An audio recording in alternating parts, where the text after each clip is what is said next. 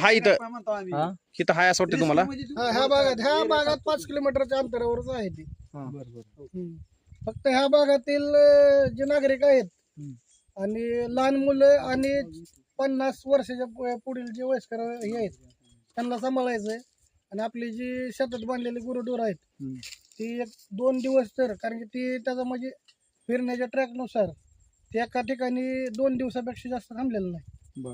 कारण की ज्या भागाकडनं ते आलाय का तर 2-2 दिवसाचं जास्त मुक्काम त्यानं इडशी डिमऱ्यावर तिथं वन्यजीव असल्यामुळे तिथं केलेलं आहे. त्यानं जिथं मनुष्य वस्ती आहे तिथं ती जास्त काळ थांबत नाही. फक्त आपलं एवढं आहे की आपण त्याला म्हणजे ती काय म्हणजे हे नाही माकड नाही किंवा कुत्रं नाही की ती आला आणि दिसला आणि त्याच्या मागे पळायचं आणि करायचं. कारण की ती हिस्ट्रीमध्ये मोडतंय. आपल्यापेक्षा त्याचं वजन डबल आहे. आपण जरी 90-75 जरी असलं तरी त्याचं 150 ते 1.25 किलो वजन आहे. त्यामुळे ते आपल्यापेक्षा किती ताकदवर आहे.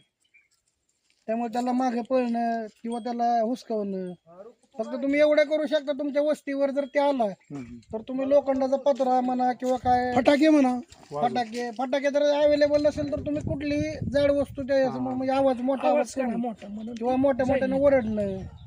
आणि शेतात जाताना शक्यतो आता इथल्या भागात तर 4-5 जण मिळून बांधावरची जरी तुमची भांडणं असली तरी ती मिटवा आणि वाघ जवळ आहे त्यावर एकोप्यानं राहा एवढं मी सांगतो. बरोबर आहे.